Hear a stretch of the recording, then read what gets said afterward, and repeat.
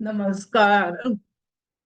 वक्रतुंड महाकाय सूर्यकोटी समप्रभ निर्विघ्नं कुरु मे देव सर्वकार्येषु सर्वदा काषाय वस्त्रं करदण्डधारिणं कमण्डलुं पद्मकरेण शङ्खं चक्रं त्रिशूलं डमरुं गदां च श्रीपादराजं शरणं प्रपद्ये। कृते जनार्दनो देवस्त्रेतायां रघुनन्दनां द्वापारे रामकृष्णौ च कलौ श्रीपादवल्लभां दिगंबराय दिव्याय दिव्यरूपधराय च सदोदित परब्रह्म दत्तात्रेय नमोस्तुते। गुरुर्ब्रह्मा गुरुर्विष्णू गुरुर्देवो महेश्वरा गुरु साक्षात् परब्रह्म तस्मै श्री गुरवे नमः। श्री कृष्ण गोविंद हरे मुरारे हे नाथ नारायण वासुदेव प्रद्युम्न दामोदर विश्वनाथ मुकुंद विष्णु भगवन नमस्ते। श्री गोपाल कृष्ण भगवान की जय। संत श्रेष्ठ श्री ज्ञानेश्वर महाराज की जय। श्री गुरुदेव दत्त माता की जय। श्री लक्ष्मी केशवाय नमः।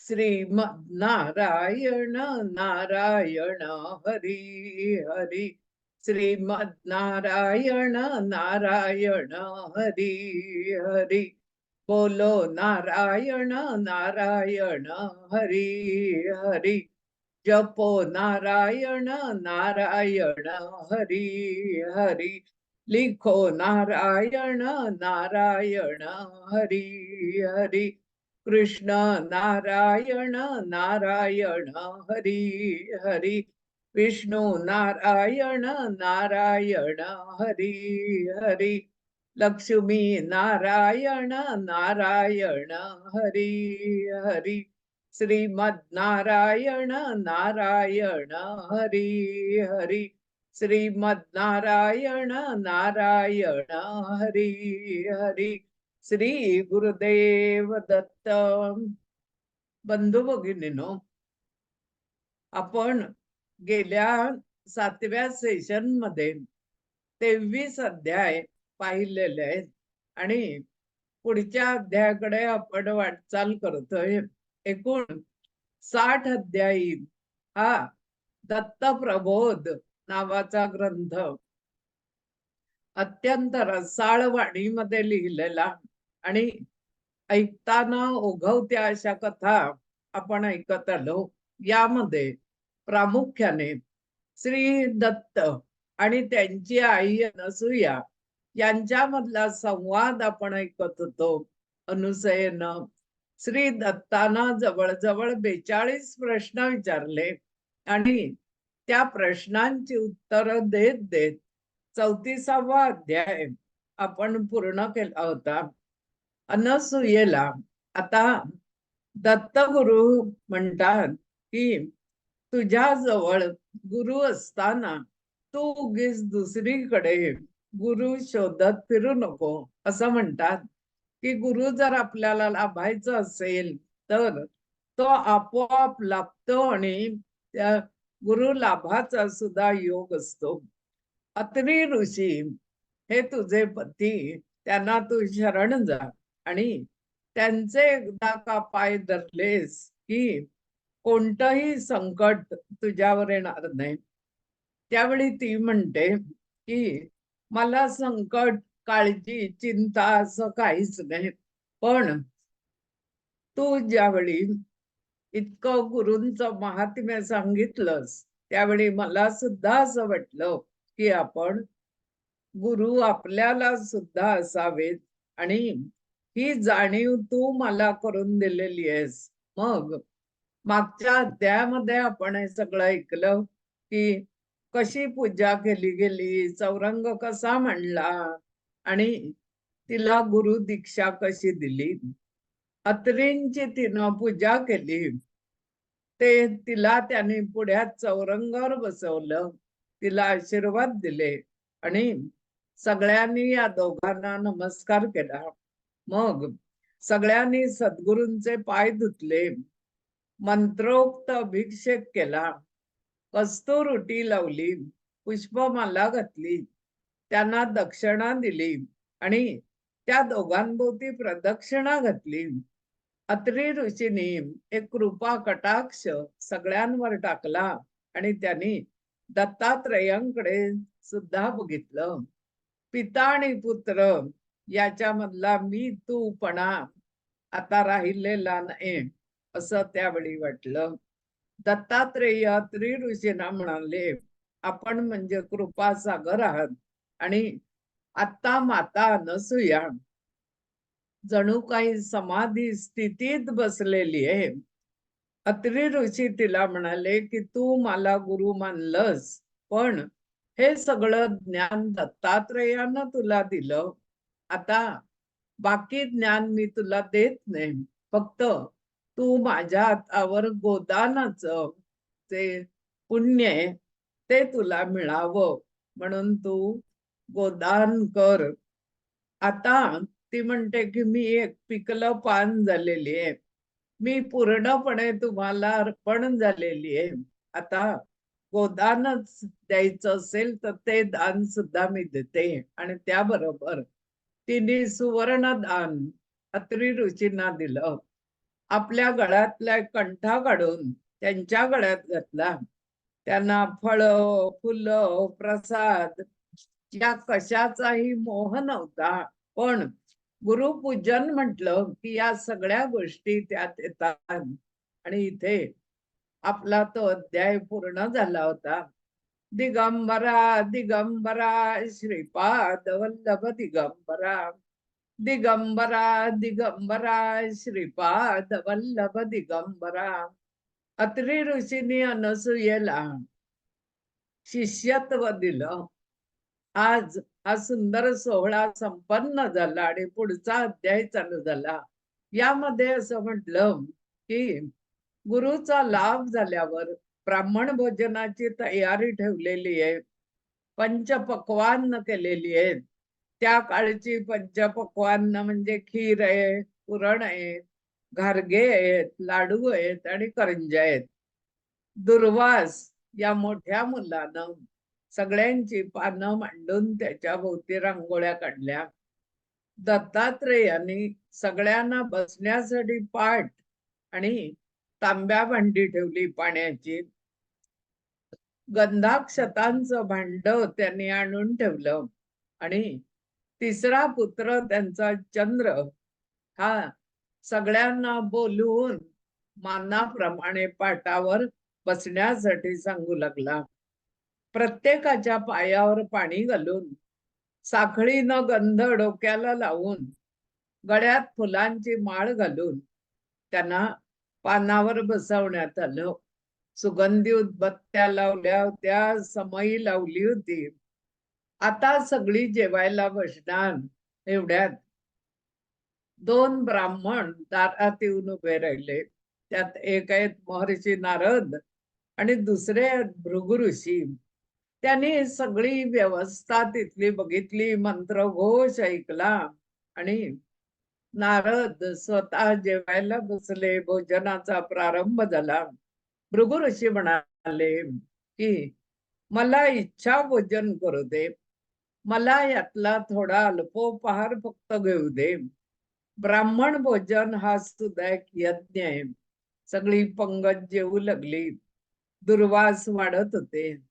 जेवताना चंद्र सगळ्यांना वारा घालत होते. दत्त काय हवं नको बघून आग्रह करत होते.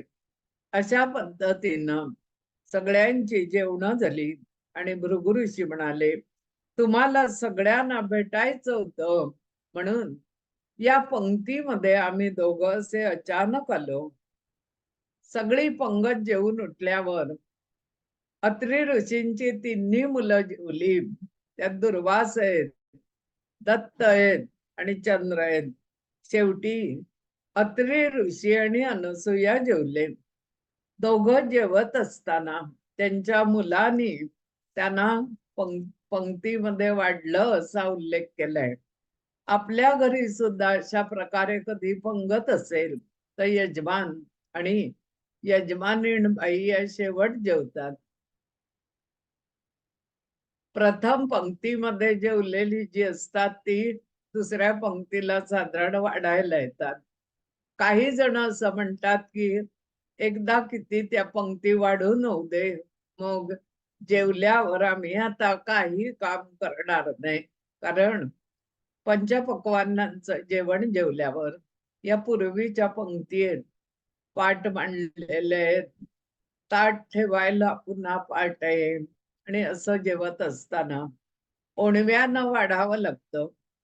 वाढण्याचं सुद्धा एक शास्त्र आहे. हे सगळं शास्त्र पाडून हा जो 35वा अध्याय तो पूर्ण झालेला आपल्याला दिसतो. दिगंबरा दिगंबरा श्रीपाद वल्लभ दिगंबरा, दिगंबरा दिगंबरा श्रीपाद वल्लभ दिगंबरा, दिगंबरा दिगंबरा श्रीपाद वल्लभ दिगंबरा. पुढच्या अध्यायाची सुरुवात झाली. दत्तात्रेयांनी अनसुयेला गुरु मिळवून दिलेले दिसतात आणि अत्री ऋषींनी आपल्या पत्नीला शिष्यत्वाची दीक्षा दिली. ती देहभान विसरून रोज भगवत चिंतनामध्ये रमू लागली. धाकटा अंबुधर म्हणजे चंद्र हा ग्रहस्थाश्रम पाळून आश्रम व्यवस्था बघू लागला. दुर्वास तपसाधनेसाठी वनात राहत असत आणि श्री दत्तात्रेय सर्वत्र संचार करत असत. एकदा या आश्रमामध्ये कपिल मुनी, सनत कुमार, महर्षी नारद, भृगु ऋषी आणि सप्तर्षी आले. सगळ्यांना दत्तात्रेयाचं खरं रूप पाहायची इच्छा होती. त्यांचं उद्धूत रूप, साजर गोजर रूप, डोळ्याची पापणी सुद्धा न लवता सगळी जण दत्तात्रेयांकडे पाहत होती. शास्त्र, वचन आणि वेदांत हा सगळ्यांना माहित असतो, पण परमात्मा दिसायला कसा असेल, सगळ्यांच्या उद्धारासाठी तो कार्य कसं करत असेल, शरणागताच्या रक्षणासाठी श्री दत्तात्रेय कसे अवतार घेत असतील, हे सगळं त्यांनी ऐकलेलं होतं. आता प्रत्यक्ष समोर दत्तात्रेयांना सगळ्यांनी पाहिलं. मैत्रेयी आणि याज्ञवल्क आलेले होते. वाचनवी ऋषी होते. गार्गी ही जी गार्गी आणि मैत्रेयी या दोघी तत्कालीन वेदकालातल्या हुशार स्त्रिया मानल्या जातात. त्या सुद्धा दत्तात्रेयांना पाहण्यासाठी आलेल्या होत्या आणि सगळी जण तहान भूक हरपून त्यांच्याकडे बघत होते.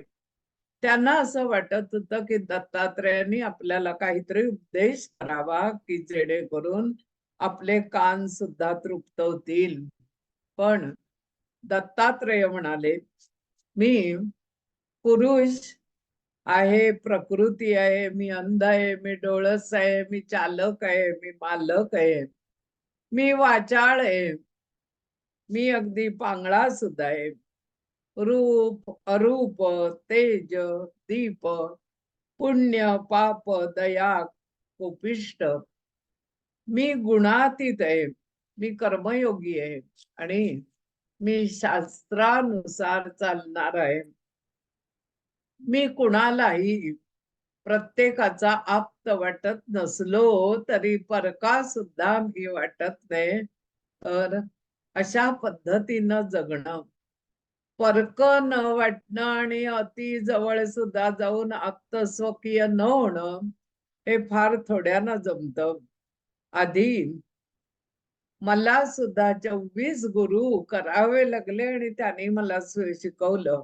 त्यामुळे मी अनादि अनंत ज्ञान मिळवलं.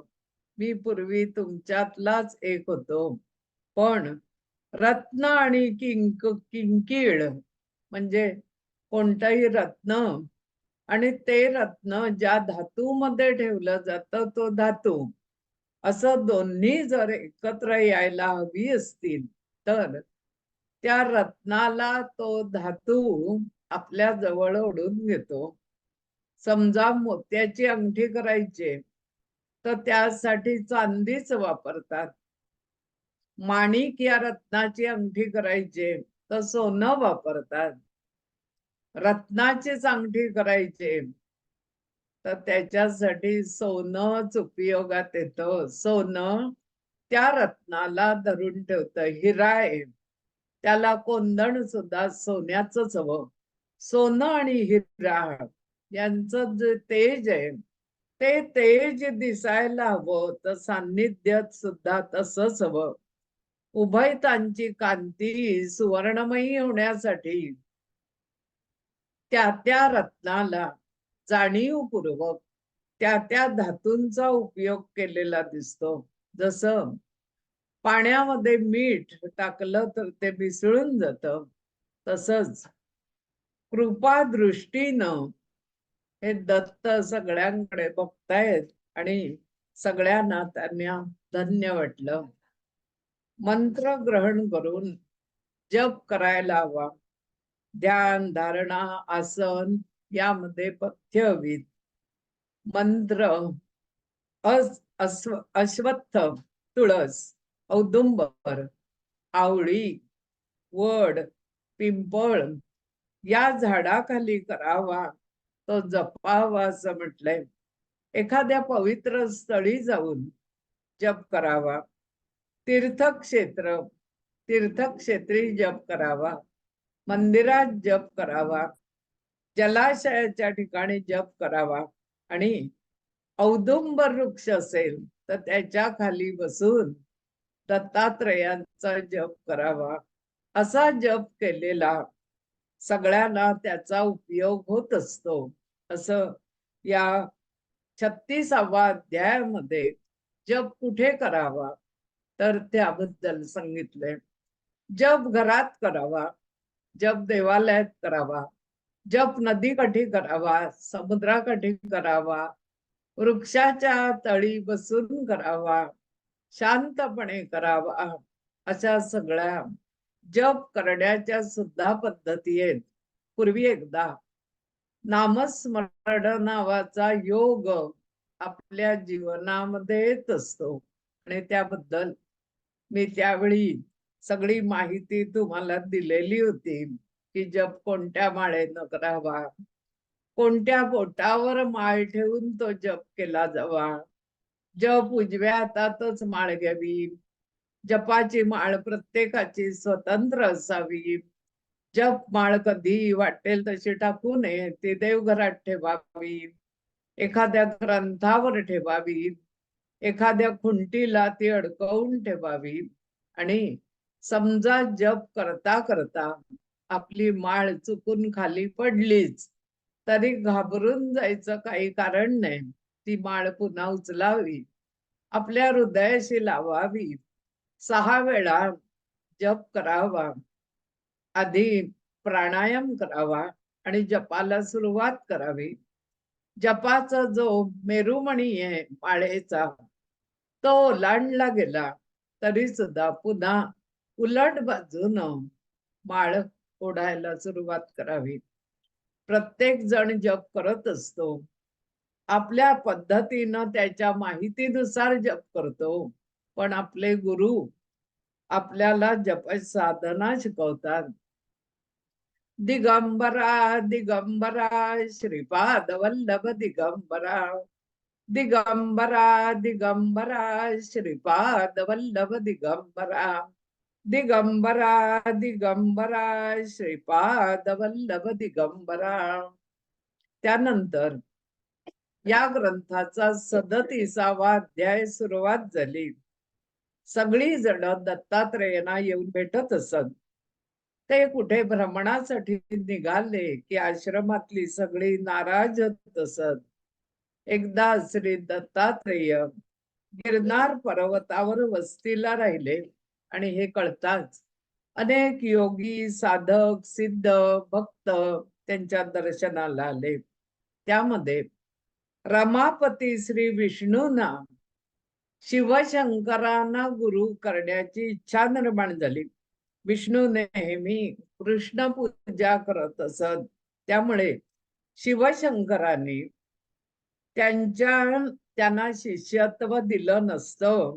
म्हणून सारा मोठेपणा विसरून विष्णू एक सूक्ष्म रूप धारण करण्यासाठी एका मत्स्यीच्या पोटामध्ये माशीच्या पोटामध्ये ते गर्भ बनून राहिले आणि त्याच नदीच्या काठी शिवशंकर तपश्चर्येला बसले.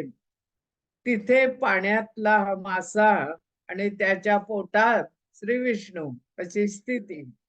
शंकरांच्या मुखातून काही चांगलं ऐकायला मिळेल अशा भावनेनं विष्णू अगदी किनाऱ्यावर त्यांची वाट बघत बसले. तपश्चर्येला बसून बरेच दिवस लोटले. पार्वती शिवशंकरांची वाट बघून थकली आणि त्यांना शोधत शोधत ती गिरनार पर्वतावर आली. सिंधू नदीच्या तटी शिवशंकर बसलेले तिला दिसले. तिनं भक्तिभावानं त्यांची पूजा केली, त्यांना नमस्कार केला, त्यांची गुणगौरव स्तोत्र गायली. शंकर प्रसन्न झाले. तुला काय हवंय? तू इथे कशासाठी आलीस? माझा माग घेत घेत तू इथपर्यंत आलीस.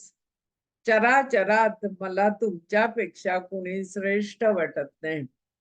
तुम्ही शिव आहात, तुम्ही सुंदर आहात आणि तुमचं पूजन केल्याशिवाय मला चैन पडत नाही. ते सांगतात की गुरु कृपेशिवाय कोणतीही गोष्ट घडत नसते. म्हणून माझ्या इतकंच भगवान विष्णूंचं चिंतन सुद्धा तू करत जा. कारण गुरु कृपेचा लाभ घेतला नाही तर आपण मनुष्य देह धारण करून सुद्धा शूद्र असे पशु पक्षी आहोत असं मानलं जातं. ती म्हणते मला काही नको, तुमचं शिष्यत्व मला हवं आणि माझा शिष्य म्हणून स्वीकार करा. पार्वतीनं शिवशंकरांना विनवणी केली. शंकरांनी पार्वतीला शिष्यत्व दिलं आणि या सगळ्या गोष्टी पती पत्नीचं संभाषण पाण्यात असलेल्या त्या माशाच्या पोटातले श्री विष्णू हे सगळं ऐकत होते. त्यांनी हु हु करत हुंकार दिला. अरे हा हा हु हा हुंकार हा काही पार्वतीचा नाही. ही तर समोर बसलेली आहे, शांतपणे बसलीये. मग हु असा हुंकार कुठून येतोय? त्यावेळी त्यांच्या लक्षात आलं की या पाण्यामध्ये एक मासा एका जागी स्थिर आहे आणि त्याच्या पोटामध्ये जो गर्भ आहे तो अतिशय तेजस्वी दिसतोय. शंकरांनी त्या गर्भाला आशीर्वाद दिला. हा गर्भ पुढ्यात विष्णू रूप ते हजर झालं. त्याला भूषण बाण दिला, त्याला ज्ञान दिलं आणि या सुंदर बालकाचं नाव मच्छिंद्रनाथ असं ठेवलं. जगाच्या उद्धाराचं काम तुम्ही करायचंय असं त्यांना सांगितलं. आणि शिवशंकरांनी हे जाणलं होतं की हा छोटा गर्भ म्हणजे विष्णूच आहे. त्याच्याकडून सेवा करवून न घेता त्यांना योग मार्गात गुंतवून ठेवून पदभ्रमण करायला लावून संन्यस्त राहण्यासाठी बजावलं आणि लोककल्याणासाठी त्यांना आशीर्वाद दिला. या मच्छिंद्रनाथाला डोंगर दऱ्या तुडवत फिरत राहावं लागलं. वन उपवन तो फिरत राहिला आणि आपल्या मनामध्ये गुरूंचं रूप म्हणजे शिवशंकरांचं रूप आठवत राहिला. एका वैष्णव नगरीमध्ये मच्छिंद्रनाथ येऊन पोचले. ते घरोघर भिक्षा मागत असत. भिक्षा वाटेल तितकी मागायची नसते. भिक्षा 5 घरी मागतात. या 5 घरामध्ये जे मिळेल त्यावर आपला उदरनिर्वाह करायचा असतो. एका घरी किती वेळ उभं राहायचं नसतं. त्यांचा जो गुरुमंत्र आहे हा 32 वेळा म्हणून झाला. तोपर्यंत भिक्षा मिळाली नाही तर पुढच्या घरी जायचं असतं, असे काही नियम आहेत. आपल्याला असं वाटतं की साधू बैरागी आजचे कितीही ठिकाणी भिक्षा मागतात, कोणत्याही वेळी मागतात. ही भिक्षा सकाळच्या वेळी मागतात. ते फिरत फिरत एका घरी आले. हे घर सधन आहे. कुलीन अशी एक स्त्री अंगणामध्ये आली आणि तिनं मच्छिंद्रनाथांचे अक्षरशः पाय धरले. आपण मोठे सिद्ध योगी वाटता.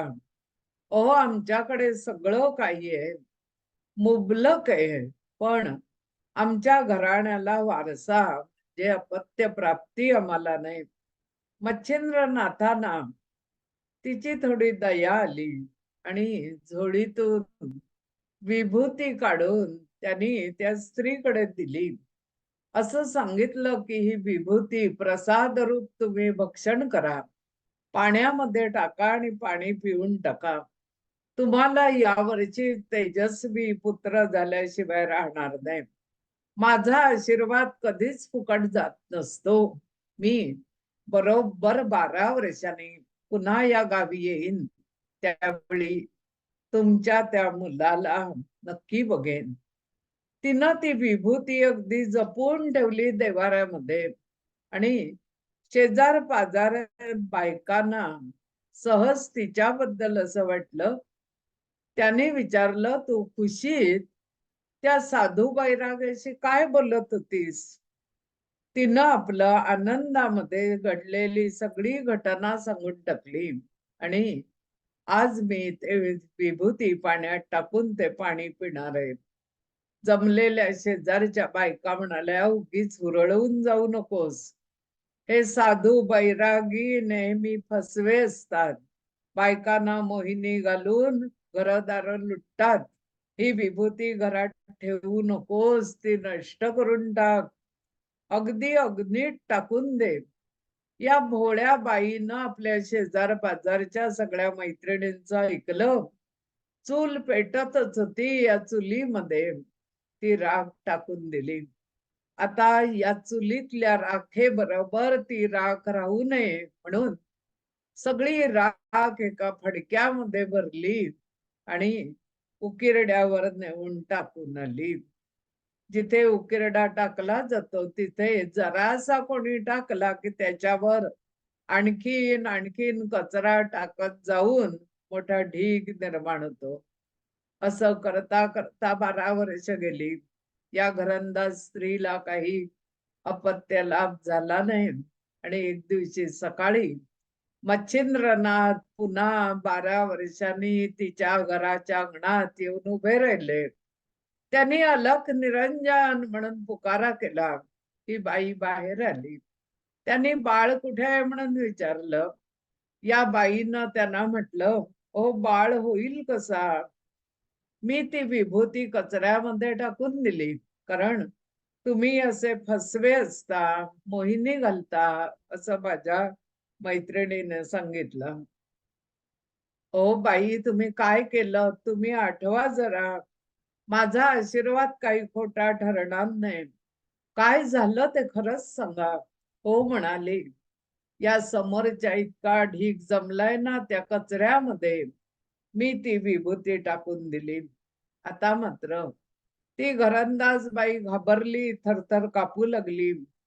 अरे, इतका सुंदर मला योग अपत्य जन्माचा आला असताना मी वांझपणा माझ्या पोटी घेऊन राहिले आणि कल्पवृक्षाला फेकून दिलं. मी त्याला सांभाळलं नाही. ती मच्छिंद्रनाथांना म्हणाली, तुम्ही अमृत कुंभ माझ्या हाती दिलात, पण मी मात्र त्याचा विष कुंभ करून ठेवला. विभूती नक्की कचऱ्यात टाकलीत? होय. तिनं तो कचऱ्याचा ढीग दाखवला. मच्छिंद्रनाथांना सुद्धा आलेला राग त्यांनी आवरला.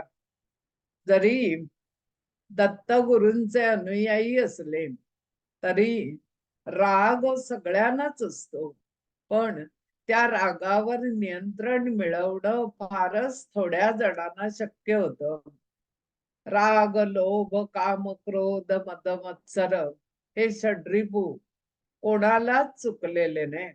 फक्त कमी अधिक प्रमाणात ते असतात आणि जप, साधना, उपासना यातून आपण त्यावर विजय मिळवू शकतो. मच्छिंद्रनाथ या कचऱ्याच्या ढिगाऱ्याजवळ गेले आणि त्यांनी अलग करून मोठ्यानं हाक मारली, अलक, बाहेर ये, मी तुला भेटायला आलोय. ओ कचरा थोडासा हललेला वाटला. कचरा मच्छिंद्रनाथांनी बाजूला करत करत आत छोटा 12 वर्षाचा सुंदर सुकुमार बालक बसलेला त्यांना दिसला. खाकेत हात घालून त्यांनी त्याला उठवलं.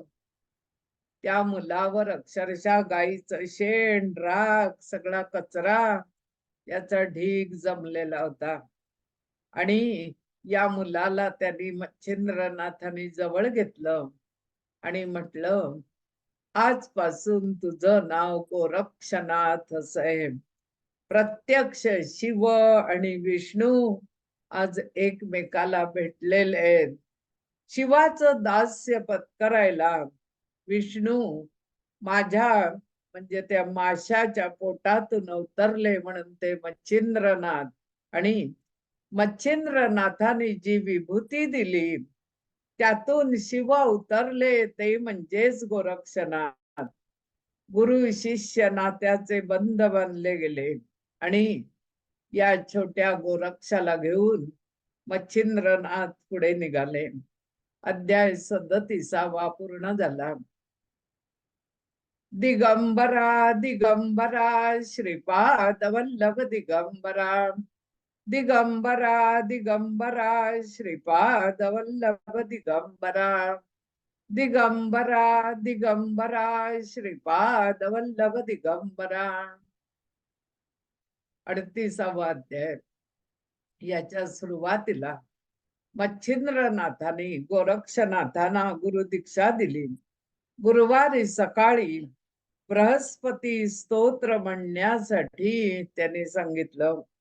गुरु मंत्र रोज म्हण म्हणून सांगितलं. देवानां च ऋषीणां च गुरुं कांचन सन्निभं, बुद्धिभूतं त्रिलोकेशं तं नमामि बृहस्पतीं. हा गुरु मंत्र दिला. ओम बृहस्पतये नमः हा जप सांगितला. तो म्हणायचा नसेल तर श्री गुरुदेव दत्त हा सोपा जप कर म्हणून सांगितलं. गुरूंचं एखादं चित्र काढून पूर्व दिशेला, त्या काळी पुराण काळात फोटो नसावेत, त्यामुळे चित्र काढून तू ते पूर्व दिशेला लाव असं सांगितलं. आणि दर गुरुवारी गुरुदेव दत्तांना पूजा करशील, पिवळी फुलं वाहशील आणि तुझ्याकडे असलेल्या कोणत्याही पिवळ्या पदार्थाचा नैवेद्य दाखवशील. 2 पिवळी केळी असतील चालेल. घरात थोडासा गूळ आहे, दत्तांसमोर ठेवलाच चालेल. घरात चणा डाळ घरोघरी असते, तुम्ही ती ठेवली तरी चालेल.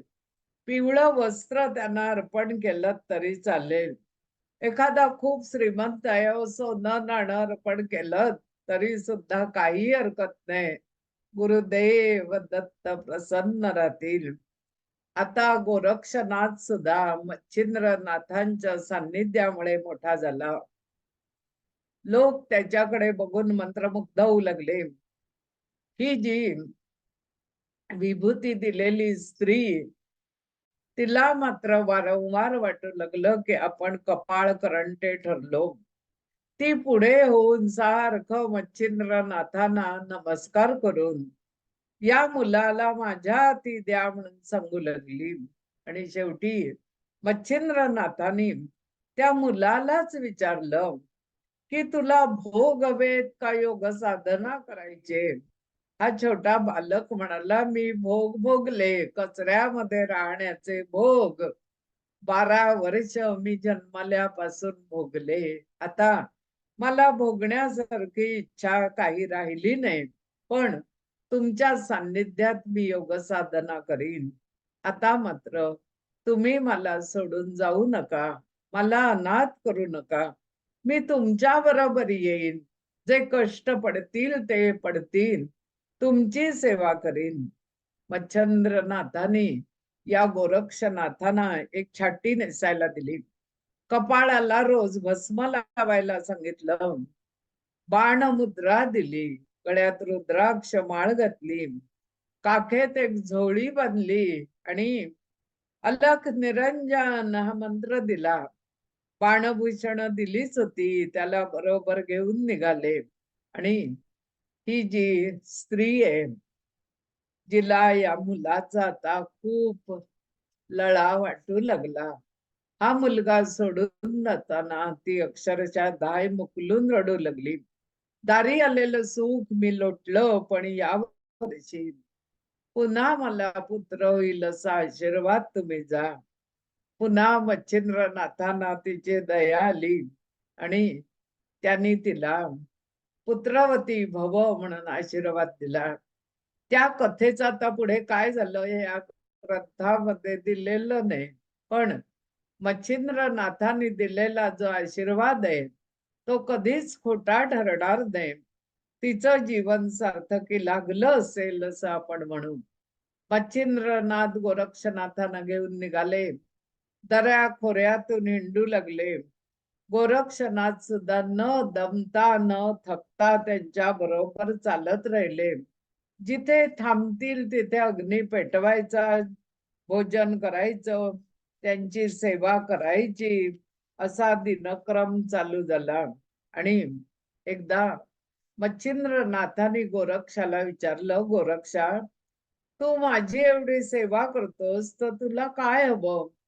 गोरक्षनाथ म्हणाला, मला परब्रह्माचं दर्शन घ्यायचंय. हे दिव्य दर्शन मला व्हावं म्हणून माझ्यावर कृपा करा. मच्छिंद्रनाथाने त्याला होकार दिला, पण ते करताना त्याची सत्व परीक्षा बघायचं ठरवलं.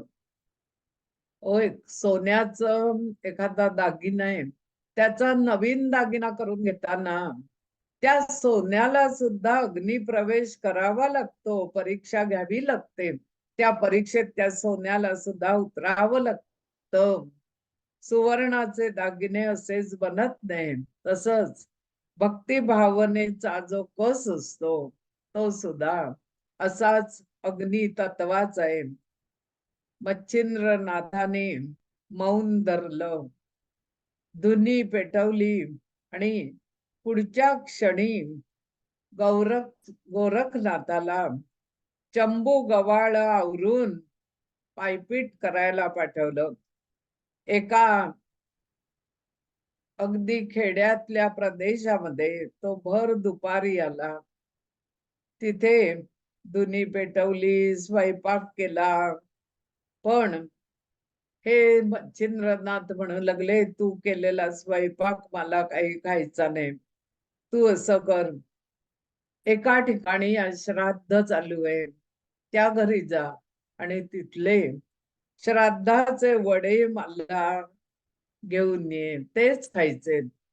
गोरक्षनाथ शोधत शोधत त्या घरी आला. यजमान श्राद्ध कर्मामध्ये व्यग्र होते. गोरक्षनाथ अंगणात बसलेला आहे. कोणीतरी या गोरक्षनाथाला विचारलं, काय हवं.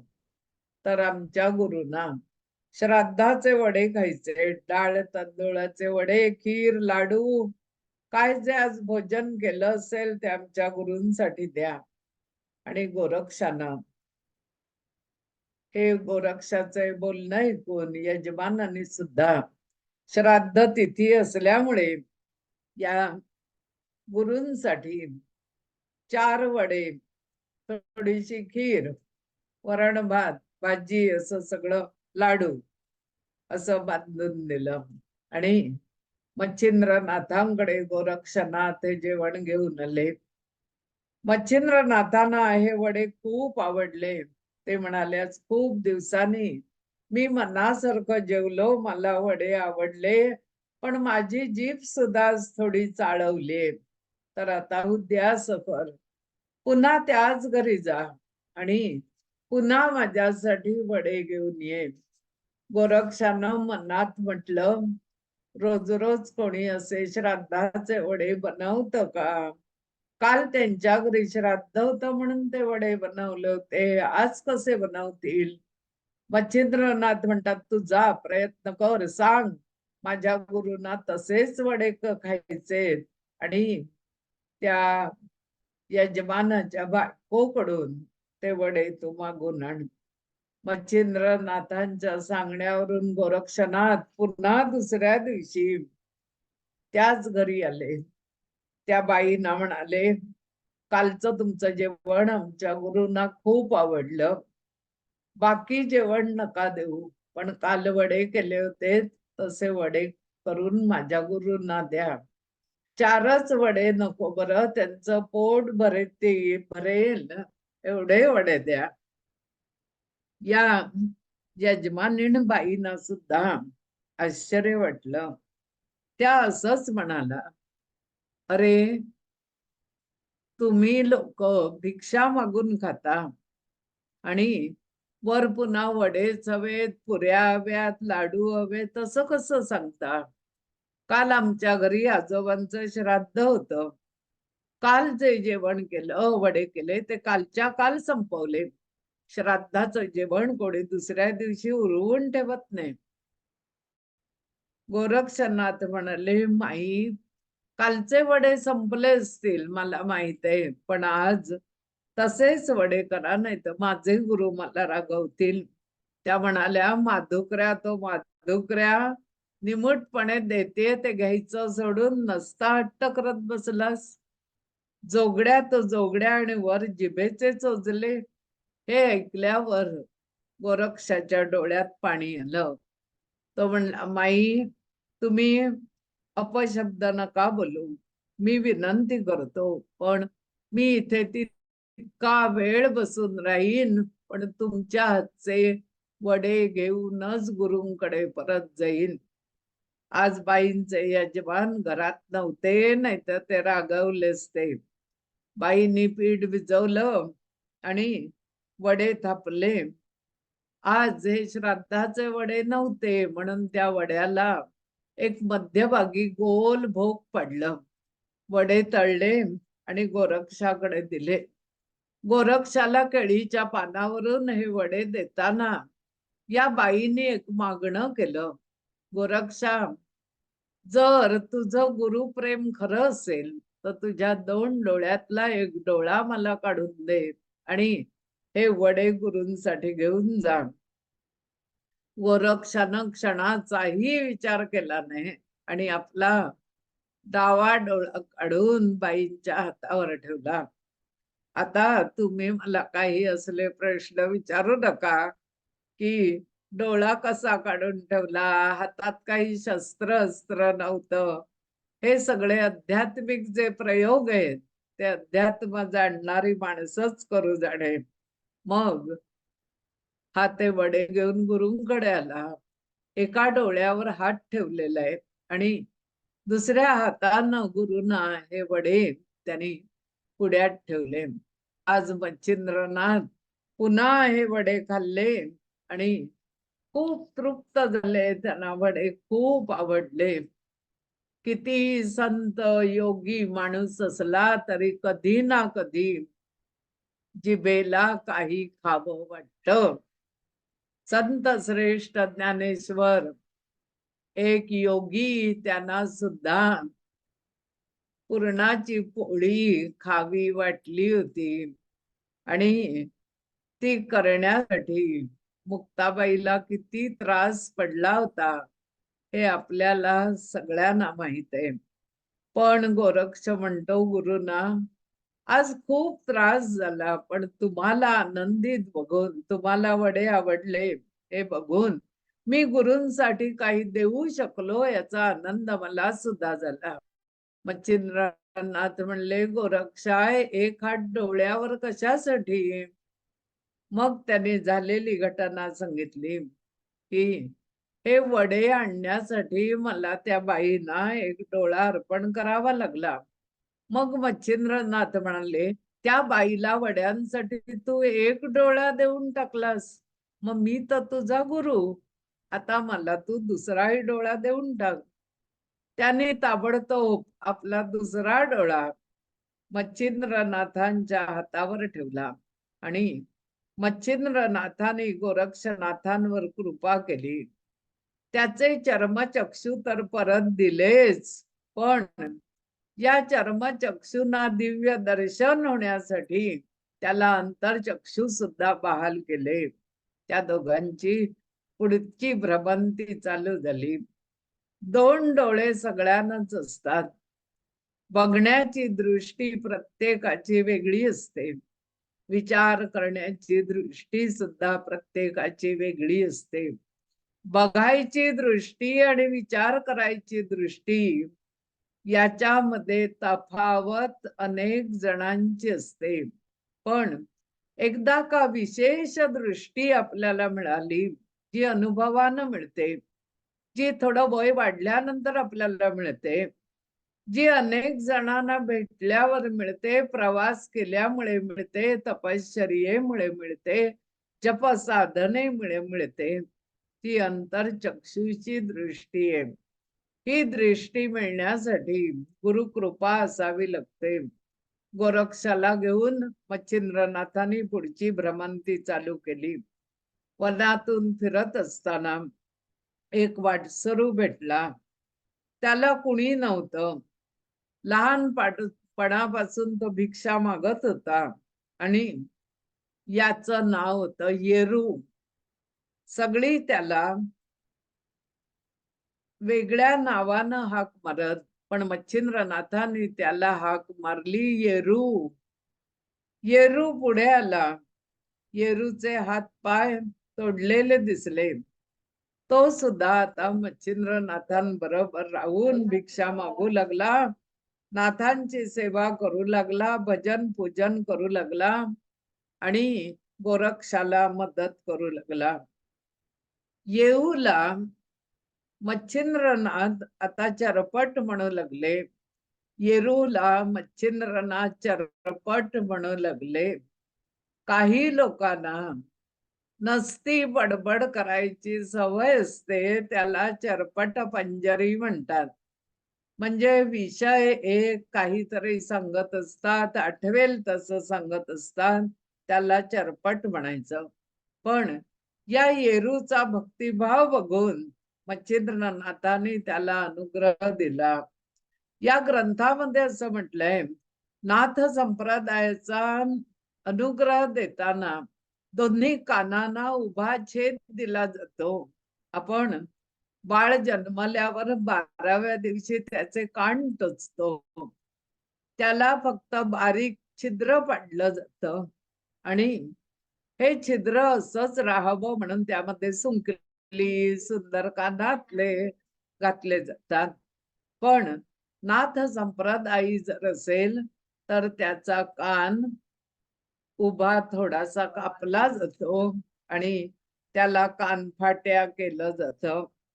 याला तशा पद्धतीनं कानफाट्या करून मग त्याला दीक्षा दिली, मुद्रा दिली, बाणभूषण दिलं, झोळी दिली आणि आपल्या बरोबर या चरपटाला किंवा येरूला किंवा चौरंगीला जिकडे तिकडे ते घेऊन जाऊ लागले.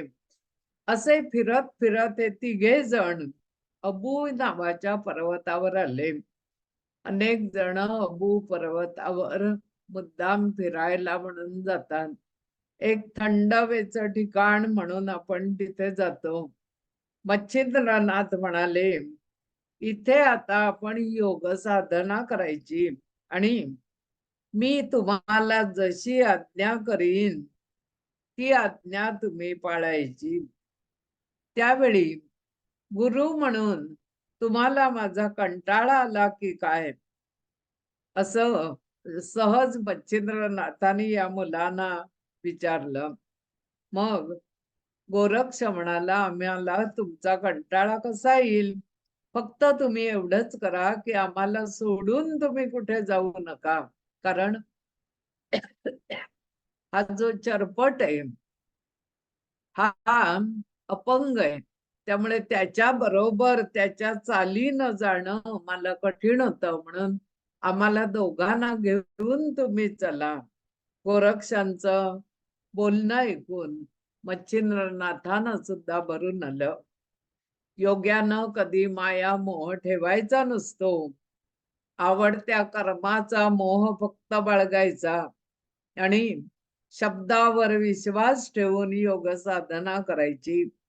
या चौरंगी किंवा चरपट किंवा येरू या मुलाबरोबर गोरक्षनाथ आणि मच्छिंद्रनाथ ही तीर्थयात्रा करून अबू पर्वतावर फिरून ते पुन्हा आले आणि दत्त प्रबोध या ग्रंथाचा 38वा अध्याय पूर्ण झाला. दिगंबरा दिगंबरा श्रीपाद वल्लभ दिगंबरा, दिगंबरा दिगंबरा श्रीपाद वल्लभ दिगंबरा, दिगंबरा दिगंबरा श्रीपाद वल्लभ दिगंबरा. 39वा अध्याय हा खूप वेगळ्या पद्धतीचा या ग्रंथात सांगितला. गोरक्ष, मच्छिंद्रनाथ आणि चौरंग अबू पर्वतावरून मल्लाळ नावाच्या देशामध्ये आले. मल्लाळ देशी 12 स्थान प्रसिद्ध आहेत आणि हा प्रदेश अद्भुत अशासाठी आहे की तिथे त्या काळी स्त्री राज्य होतं. सगळीकडे कन्या परिवार दिसत होता. अनेक दैवत तीर्थक्षेत्र होती आणि प्रत्यक्ष योगेश्वर भगवान श्रीकृष्ण इथे येऊन गेलेले होते. या स्त्रिया सौंदर्यवती होत्या, पुरळ पाडणाऱ्या होत्या, विषय वासना पूर्ण करणाऱ्या होत्या. यातून त्यांना कन्या झाली तर ते आपल्या जवळ ठेवत असत आणि पुत्र झाला तर ज्याचा त्याला देऊन टाकत होता. मच्छिंद्रनाथांनी ही सगळी गोष्ट ऐकलेली होती आणि नेमके ते त्या प्रदेशात शिरले. चौरंगाला म्हणाले, तू आमची इथेच वाट बघत बस, तू आमच्या बरोबर येऊ नको. चौरंगी म्हणाला की पण तुम्ही पटकन परत या. मच्छिंद्रनाथ पुढे चालत गेले आणि महापट्टण इथे आले. तिथे दर्शन घेतलं पट्टणेश्वराचं आणि भिक्षा मागत मागत हाती किंकर वाजवत ते स्त्री पट्टण या गावी आले. इथे तर सगळ्या स्त्रिया सैनिक असलेल्या त्याला दिसल्या. द्वारपाल स्त्रिया होत्या, सैनिक स्त्रिया होत्या. राजवाड्यात वर्दी गेली की कोणीतरी राणी मंजुळा हिला भेटण्यासाठी आलेले दिसतात. राणी मंजुळा ही साज शृंगार करून मच्छिंद्रनाथांना भेटण्यासाठी सिंहासनावर येऊन बसली आणि तिनं त्यांची पाद्यपूजा केली. त्यांच्या सहवासात राहून त्यांनाही सुखी केलं आणि आपणही सुखी झाली. स्त्री मोहाने मच्छिंद्रनाथ तिथे गुरफटून गेले.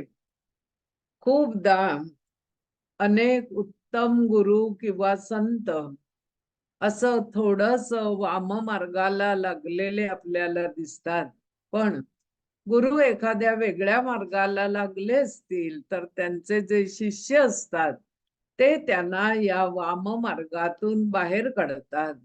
आज सुद्धा आपल्या भारत देशामध्ये असे काही संत अगदी वाम मार्गाला लागून तुरुंगवास भोगत असतानाही आपल्याला दिसतात.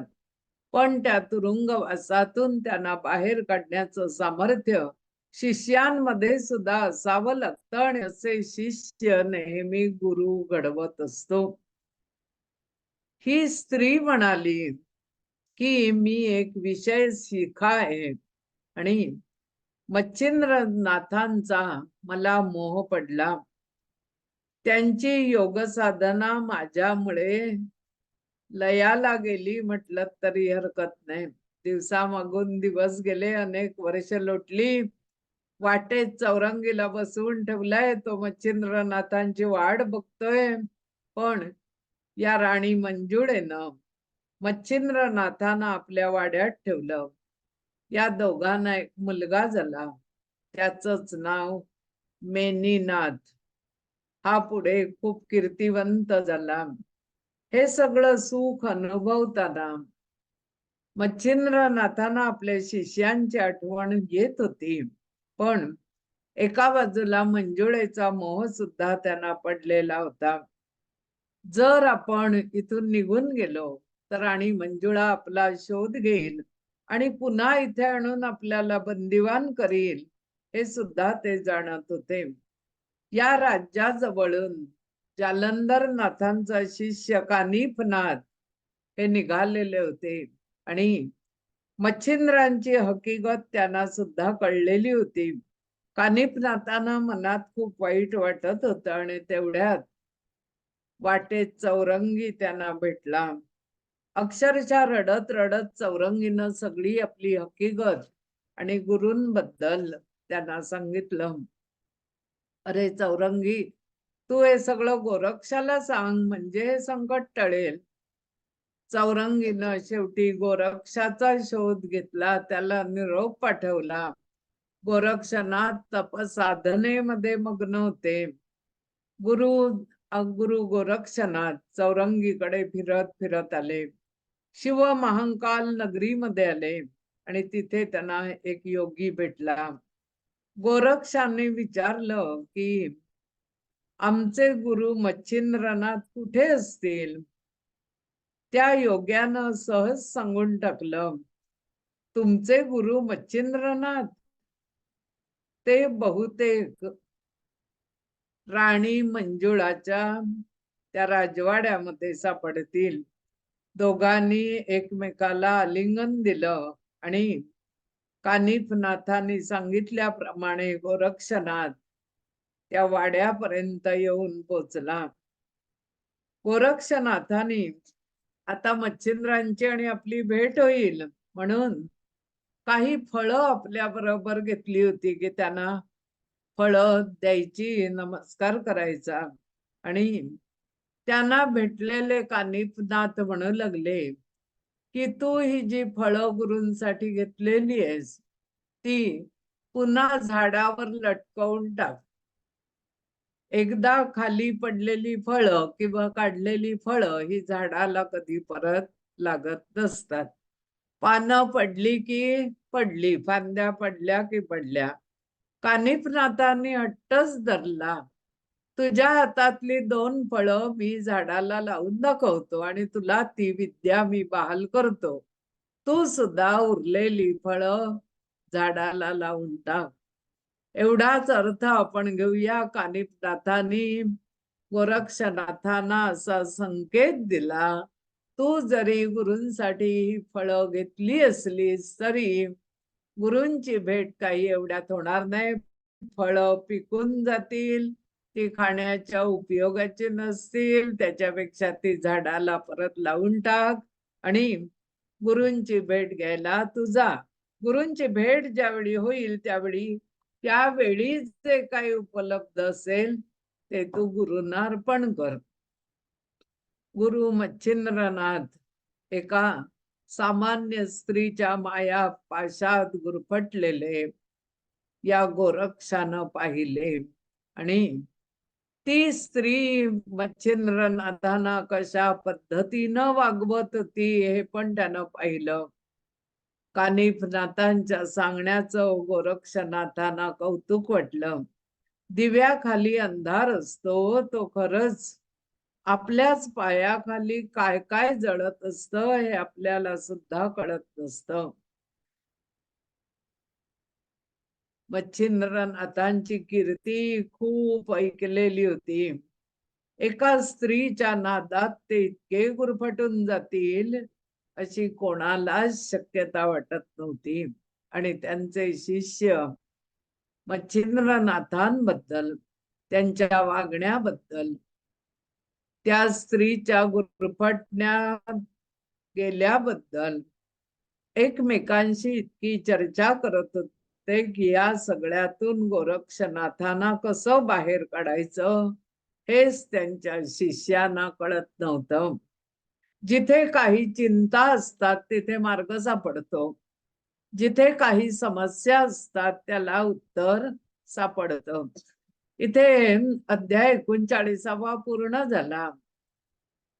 दिगंबरा दिगंबरा श्रीपाद वल्लभ दिगंबरा, दिगंबरा दिगंबरा श्रीपाद वल्लभ दिगंबरा, दिगंबरा दिगंबरा श्रीपाद वल्लभ दिगंबरा. 38वा अध्याय. गोरक्षनाथ आणि मच्छिंद्रनाथ यांची भेट नक्की होईल. येणाऱ्या अडचणींचं निवारण होईल. आज 39व्या अध्यायाच्या ठिकाणी आपण थांबतो. यानंतर दत्तांची आरती म्हणूया आणि आजच्या कार्यक्रमाचा समारोप करूया.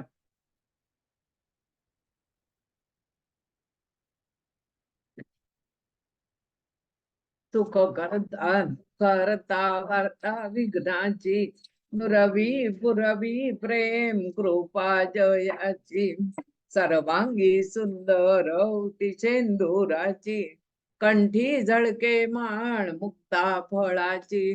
जय देव जय देव जय मंगल मूर्ती, दर्शन मात्रे मन कामना पूर्ती. जय देव जय देव रत्न खचित फरा तुझ गौरी कुमारा, चंदनाची उंटी कुंकुम केशरा, हिरे जडित मुकुट शोभत बरा, ऋण ऋणती नूपुरे चरणी घागरिया. जय देव जय मंगल मूर्ती, दर्शन मात्रे मन कामना पूर्ती. जय देव जय देव लंबोदर पीतांबर परिवर बंधना, सरळ तोंड वक्र शृंड नयना, दास रामाचा वाटपाहे सदना, संकटी पावावे निर्वाणी रक्षावे सुरवर वंदना.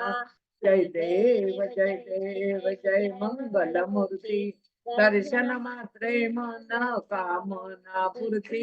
जय देव त्रिगुणात्मक त्रैमूर्ती दत्त हा जाणा, त्रिगुणी अवतार त्रैलोक्य राणा, नेती नेती शब्द न ये अनुमाना, सुरवर मुनि जन योगी समाधने जाना. जय देव जय श्री गुरुदत्ता, आरतियो वाळीता हरली भव चिंता. जय देव सौभाग्य अभ्यंतरी तू एक दत्त, अभाग्यासी कैसी कळेल हो मात, पराही परतली तेथे कैसा हित, जन्म मरणाचा पुरला से अंत. जय देव जय श्री गुरुदत्ता, आरती ओ वाळीता हरली भव चिंता. जय देव दत्त येऊनिया उभा ठाकला, सद्भावे साष्टांगे प्रणिपात केला, प्रसन्न होऊनिया आशीर्वाद दिला, जन्म मरणाचा फेरा चुकविला. जय देव जय श्री गुरुदत्ता, आरती ओ वाळीता हरली भव चिंता. जय देव दत्त दत्त इथे लागले ध्यान, हरपले मन झाले उन्मन, मी तूपणाची झाली बोळवण, एका जनार्दनी श्री दत्त ध्यान. जय देव जय श्री गुरुदत्ता, आरती ओ वाळीता हरली भव चिंता. जय देव कोणतं त्याची द्रुपदी. धूपदीप झाला आता कर्पूरारती देवा कर्पूरारती हृदय सिंहासनी बैसले द्वारकापती द्वारकापती बसले रुक्मिणीपती बसले रुक्मिणीपती धूपदीप झाला आता कर्पूरारती कर्पूरवडी मानस माझे निर्मळ राहू दे देवा निर्मळ राहू दे कर्पूरवडी भाव भक्तीचा सुगंध वाहू दे कापुराची लावणी ज्योती भावे वाळी देवा भावे वाळी धूपदीप झाला आता कर्पूरारती भाव कळे ना देव कळे ना ना कळे काही देवा ना कळे काही शब्द फुलांची गुंफुनी माला वाहतो पायी मुखी नाम नेत्री धाम पायी तव मूर्ती देवा पायी तव मूर्ती धूपदीप झाला आता कर्पूरारती धूपदीप झाला आता कर्पूरारती घालीन लोटांगण वंदीन चरण डोळ्याने पाहिन रूप तुझे प्रेमे लिंगनानंदे पूजिन भावे वाळीन म्हणेन मा त्वमेव माता पिता त्वमेव त्वमेव बंधू सखा त्वमेव विद्या दृढं त्वमेव त्वमेव सर्वं मम देव देव कायेन वाचा मनसेन्द्रियेवाभिजात्मना प्रकृती स्वभाव करोमि यज्ञं सकलं परस्मै नारायणायति समर्पयामि अच्युतं केशवं राम नारायण